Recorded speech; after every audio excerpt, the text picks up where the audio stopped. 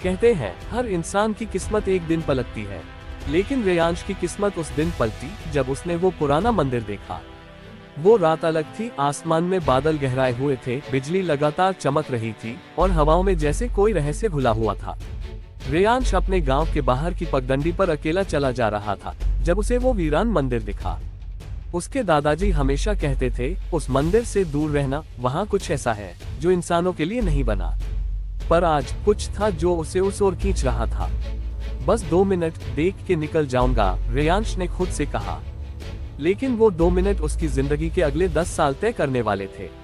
मंदिर की दीवारें टूटी फूटी थीं, लेकिन अंदर की हवा में कोई रहस्यमय गूंज थी। जैसे ही उसने दरवाजा खोला, एक ठंडी हवा का झोंका उसके चेहरे से टकराया। धूल उड़ती हुई उसकी आंखों में घुसी, लेकिन उसका ध्यान सिर्फ एक चीज पर गया, मंदिर के बीचों बीच रखी एक नीली चमकती किताब पर। वो धीरे धीरे उस किताब की ओर बढ़ा, लेकिन तभी जमीन हल्की सी हिली। बहुत देर कर दी तूने, रेयांश, एक भारी आवाज पीछे से आई। रेयांश घबरा गया। उसने मुड़कर देखा, एक बूढ़ा आदमी, सफेद लंबी दाढ़ी, लकड़ी की छड़ी, लेकिन आंखों में गहराई ऐसी की जैसे सदियों का ज्ञान उसमें बंद हो। आप कौन है? मैं वो हूँ जो तुझे तेरे भविष्य से मिलवाने आया है। रेयांश कुछ बोल नहीं पाया। ये किताब तुझे बुला रही थी। तेरे अंदर वो शक्ति है जिसे ये किताब पहचानती है। किताब, शक्ति, मुझे कुछ समझ नहीं आ रहा। बूढ़ा मुस्कुराया, ये दुनिया सिर्फ वो नहीं जो तू देखता है। तेरे अंदर एक चिंगारी है और अब वक्त है उसे आग में बदलने का। रेयांश ने कांपते हाथों से किताब उठाई। नीली रोशनी अचानक तेज हो गई। उसकी आंखें बंद हो गईं और चारों ओर अजीब सी आवाजें गूंजने लगीं। तू चुना गया है संतुलन की रक्षा के लिए।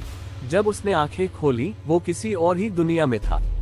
चारों तरफ अजीब जीव, कोई आग से बना, कोई पानी जैसा बहता, कोई पत्थर जितना कठोर और कोई हवा जैसा हल्का। ये थे एलिमेंट मॉन्स्टर्स, और इंसान उन्हें पकड़ रहे थे, उनसे लड़ाई कर रहे थे। ये क्या जगह है? रेयांश ने खुद से पूछा। तभी एक लड़का उसके पास आया। तू नया है, लगता है पहली बार आया है पोर्टल पार करके। रेयांश ने हैरान होकर पूछा, पोर्टल? अरे तुझे कुछ नहीं पता क्या? ये एलिमेंटल जोन है। हर कोई यहाँ मॉन्स्टर्स पकड़ता है, उन्हें ट्रेन करता है और लड़ाई में इस्तेमाल करता है। लड़ाई किससे? काली सेना से, वो लोग जो इस दुनिया को खत्म करना चाहते हैं। तभी आकाश से आग का एक गोला गिरा।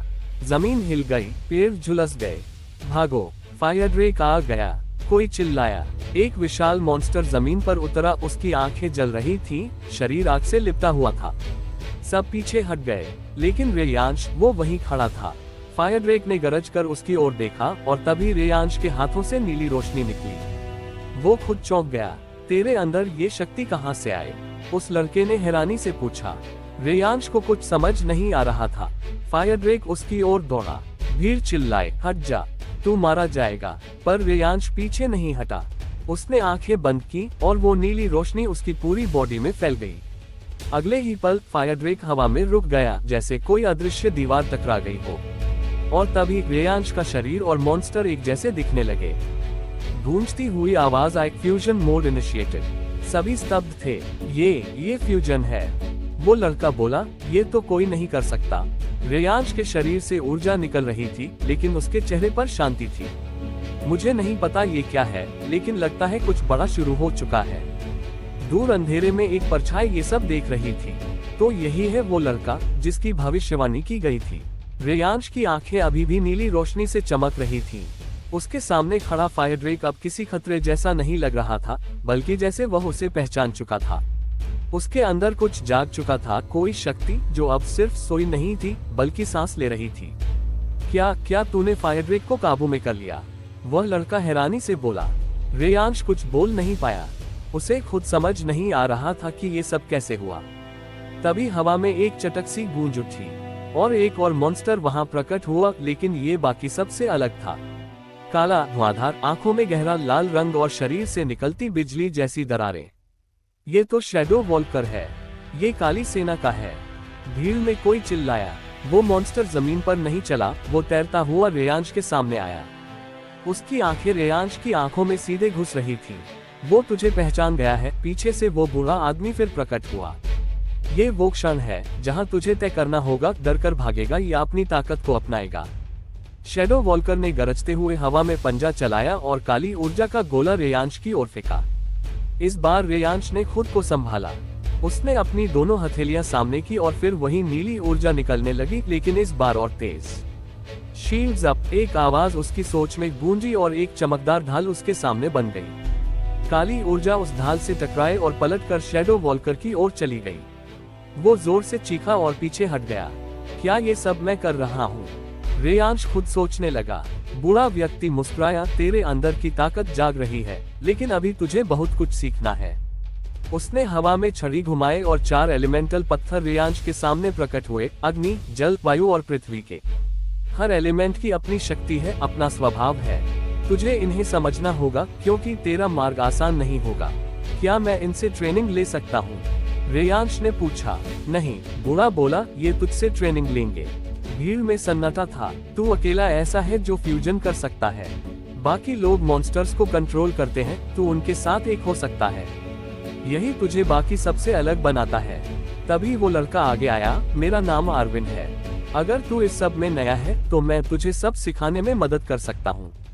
रेयांश मुस्कुराया, मुझे मदद चाहिए। मुझे सीखना है, समझना है और उस काली सेना से लड़ना है जिसने इस दुनिया को डर में जकड़ रखा है। शैडो वॉल्कर अब तक गायब हो चुका था, लेकिन उसकी परछाई अभी भी आसमान में तैर रही थी। ये शांत झील की सतह नहीं थी, ये तूफान के आने से पहले की खामोशी थी। रेयांश और आर्विन अब मंदिर की ओर बढ़े, जहां उन्हें असली ट्रेनिंग मिलनी थी। मंदिर के अंदर एक और रहस्य उनका इंतजार कर रहा था। बड़ी सी दीवार पर एक पेंटिंग बनी थी जिसमें एक योद्धा 4 एलिमेंट्स के साथ खड़ा था। उसकी आंखों में वही नीली चमक थी जो अब रेयांश की आंखों में थी। ये कौन है? रेयांश ने पूछा। बूढ़ा बोला, ये भविष्यवाणी का योद्धा है, जिसकी शक्ति 4 तत्वों से बड़ी होगी और जो एक नई शक्ति को जन्म देगा, फ्यूजन ऑफ एलिमेंट्स। रेयांश चुपचाप उस चित्र को देखता रहा। तो ये सब मेरा भाग्य है? भाग्य नहीं, बूढ़ा मुस्कुराया, ये तेरा फर्ज है। तभी दीवार से एक और किताब निकली, लाल, गर्म और आग से जलती हुई। ये अग्नि की किताब है। इसे सिर्फ वही खोल सकता है जिसके भीतर सच्चा साहस हो।